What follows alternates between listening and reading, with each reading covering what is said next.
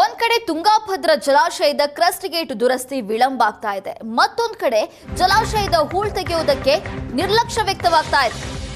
ಇದೀಗ ನಿರ್ಲಕ್ಷ್ಯ ವಹಿಸಿರುವಂತಹ ಸರ್ಕಾರದ ವಿರುದ್ಧ 4 ಜಿಲ್ಲೆಯ ರೈತರು ಸಿಡಿದೆದ್ದಿದ್ದಾರೆ. ಸ್ವತಃ ತಾವೇ ಜಲಾಶಯದ ಹೂಳ್ ತೆಗೆಯುವುದಕ್ಕೆ ಮುಂದಾಗಿದ್ದಾರೆ. ಈಗ 133 ಟಿಎಂಸಿ ಸಾಮರ್ಥ್ಯದ ಟಿಬಿ ಡ್ಯಾಂನಲ್ಲಿ ಕೇವಲ 35 ಟಿಎಂಸಿ ನೀರು ಮಾತ್ರ ಇದೆ. ಹೂಳಿನ ಸಮಸ್ಯೆಯಿಂದ ಎರಡನೇ ಬೆಳೆಗೆ ನೀರು ಸಾಕಾಗದೆ ಸಂಕಷ್ಟವನ್ನು ಎದುರಿಸ್ತಾ ಇದ್ದಾರೆ ರೈತರು. ಸಮಾನಾಂತರ ಜಲಾಶಯ ಮಾಡೋದಾಗಿ ಹೇಳ್ತಾಲೇ ಇದೆ, ಆದರೆ ಕಾಲಹರಣ ಮಾಡ್ತಾ ಇದೆ. ಎಷ್ಟು ಮನವಿ ಮಾಡಿದ್ರೂ ಕೂಡ ಹೂಳು ತೆಗೆಯುವತ್ತ ಗಮನ ಹರಿಸ್ತಾ ಇಲ್ಲ ಸರ್ಕಾರ ಅಂತ ರೈತರು ಆಕ್ರೋಶ ವ್ಯಕ್ತಪಡಿಸ್ತಾ ಇದ್ದಾರೆ. ರಾಜ್ಯದ ಎರಡನೇ ಅತಿ ದೊಡ್ಡ ಜಲಾಶಯ ಆಗಿರ್ತಕ್ಕಂಥ ತುಂಗಭದ್ರಾ ಜಲಾಶಯದ ಕ್ರಸ್ಟ್ ಗೇಟ್ ಅಳವಡಿಕೆ ಕಾಮಗಾರಿ ಇನ್ನೂ ನಡೀತಾನೇ ಇದೆ. ಆದರೆ ಈ ಮಧ್ಯೆ ತುಂಗಭದ್ರಾ ಜಲಾಶಯದ ಅತಿ ದೊಡ್ಡ ಸಮಸ್ಯೆ ಹೂಳಿನ ಸಮಸ್ಯೆ ಬಗ್ಗೆ ಮತ್ತೊಮ್ಮೆ ಧ್ವನಿ ಎತ್ತಾ ಇದ್ದಾರೆ ರೈತರು. ಯಾಕಂದರೆ ಈಗಾಗಲೇ ಹೇಳಿದಂತೆ 2017ರಲ್ಲಿ ಇದೇ ರೈತರು, ನನ್ನ ಬಲಪಾದಲ್ಲಿ ನಿಂತರೆ ಇದೇ ರೈತರು 2017ರಲ್ಲಿ ಸರ್ಕಾರದ ಮೇಲೆ ಡಿಪೆಂಡ್ ಆಗಿದೆ. ತಾವೇ ಸ್ವತಃ ಹೂಳೆತ್ತಕ್ಕಂಥ ಕೆಲಸವನ್ನು ಮಾಡಿದರು, ಸಾಕಷ್ಟು ಪ್ರಯತ್ನ ಮಾಡಿದರು.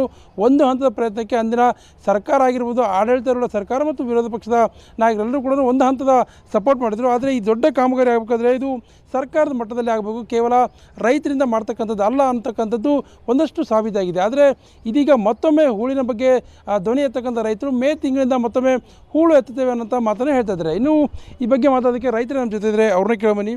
ಸರ್, ಈಗ 2017ರಲ್ಲಿ ಒಮ್ಮೆ ಹೂಳೆತ್ತ ಆಯಿತು, ಹೂಳಿನ ಜಾತ್ರೆ ಆಯಿತು, ಸಾಕಷ್ಟು ಜನ ಬೆಂಬಲ ಕೊಟ್ಟರು. ಈ ಬಾರಿ ಕೂಡ ಮತ್ತೊಮ್ಮೆ ಪ್ರಯತ್ನ ಮಾಡ್ತಿದ್ದೀರಾ? ಸರ್ಕಾರದ ಬೆಂಬಲ ಇದೆಯಾ, ವಿರೋಧ ಪಕ್ಷದ ಬೆಂಬಲ ಇದೆಯಾ, ಸಂಘಟನೆಗಳ ಬೆಂಬಲ ಇದೆಯಾ? ಸರ್, ಈಗ ನಾವು ಕರ್ನಾಟಕ, ಆಂಧ್ರ ಪ್ರದೇಶ, ತೆಲಂಗಾಣ 3 ರಾಜ್ಯಗಳ 16,70,000 ಎಕರೆ ನೀರಾವರಿ ಇವತ್ತು ನಮ್ಮ ರೈತರಿಂದ ಆಗ್ತೈತೆ. ಅಂದರೆ ಒಂದು ಸಾವಿರಾರು ಬೃಹತ್ ಇವತ್ತು ಕಾರ್ಖಾನೆಗಳು ಕೂಡ ನೀರಾವರಿ ಇವತ್ತು ತುಂಗಭದ್ರಾ ಜಲಾಶಯ. ಅಂದರೆ ಇಷ್ಟೆಲ್ಲ ವ್ಯಾಪ್ತಿ ಒಳಪಟ್ಟಿರ್ತಕ್ಕಂಥ ತುಂಗಭದ್ರಾ ಜಲಾಶಯಕ್ಕೆ ಯಾಕೆ ನೀವು ಸರ್ಕಾರ ಮನಸ್ಸು ಮಾಡ್ತಾ ಇಲ್ಲ? ಇವತ್ತು 33 TMC ತುಂಬೈತೆ. ಹೂಳು ತುಂಬಿರೋದಕ್ಕಾಗಿ ನಮ್ಗೆ ಇವತ್ತು 33 TMC ಲಾಸ್ ಆಗಿ ರೈತರು ಇವತ್ತು ಬೇಸಿಗೆ ಬೆಳೆ ಕೂಡ ನೀರಿಲ್ದಂಗೆ ಆಗ್ತಾಯಿದ್ದೀವಿ. ಅಂದರೆ ಇರ್ತಕ್ಕಂಥ ಜಲಾಶಯದಲ್ಲಿ ಹೂಳು ತೆಗೆಯೋಕ್ಕೆ ಯಾಕೆ ಮನಸ್ಸು ಮಾಡ್ತಾ ಇಲ್ಲ? ಇದನ್ನು 2017ರಲ್ಲಿ ನಾವು ಹೇಳಿದ್ವಿ. ನಾವು ಸರ್ಕಾರದಿಂದನೇ ಇವತ್ತು ರೈತರಿಂದನೇ 100 ಟ್ರ್ಯಾಕ್ಟರ್ ತಗೊಂಡು ಹೂಳು ತೆಗೆದಾಗ ಎಲ್ಲ ಪಕ್ಷಾತೀತವಾಗಿ ನೀವು ನಾಯಕರು ಬಂದವರು ಏನು ಭರವಸೆ ಕೊಟ್ಟರೆ ಮುಂದಿನ ದಿನ ನಮ್ಮ ಸರ್ಕಾರಗಳು ಬರ್ತಾವೆ ಮಾಡ್ತು ಬಂದ್ರಿ. ಆದರೆ ನಿಮ್ಮ ಎಲ್ಲರ ಸರ್ಕಾರಗಳು ಬಂದು ಹೋದ್ರೂ ಕೂಡ ನೀವು ಇವತ್ತಿನವರೆಗೆ ಕೈ ಹೆಚ್ಚಬೇಡ್ರಿ. ಇವತ್ತು ಮೇ ತಿಂಗಳಲ್ಲಿ ಏನಾಯ್ತಲ್ಲ ಸರ್, ಒಂದು ಸುಮಾರು 500ರಿಂದ 1000 ಟ್ರ್ಯಾಕ್ಟರ್ವರೆಗೆ ನಾವು ರೈತರ ತಗೊಂಡೋಗಿ ಹೂಳು ತೆಗಿತೀವಿ. ಈ ಬಾರಿ ಅಷ್ಟೇ ಯಶಸ್ಸು ಸಿಗ್ತಾ ಅಂತೀರಾ?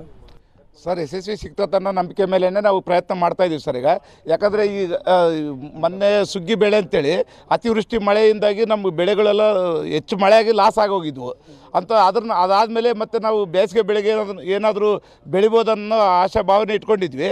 ಅದಕ್ಕೂ ನಮ್ಮ ರಾಜಕೀಯ ನಾಯಕರು ಮತ್ತು ಅಧಿಕಾರಿಗಳು ಅದಕ್ಕೂ ಹುಸಿ ಮಾಡಿಬಿಟ್ರು.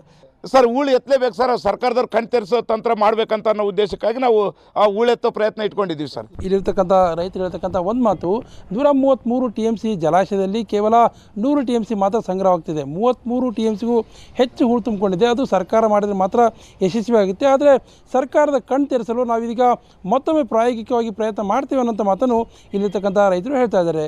ಕ್ಯಾಮರಾ ಪರ್ಸನ್ ಶ್ರೀನಿವಾಸ್ ಜೊತೆ ನರಸಿಂಹಮೂರ್ತಿ, ಏಷ್ಯಾನೆಟ್ ಸುವರ್ಣ ನ್ಯೂಸ್, ಬಳ್ಳಾರಿ.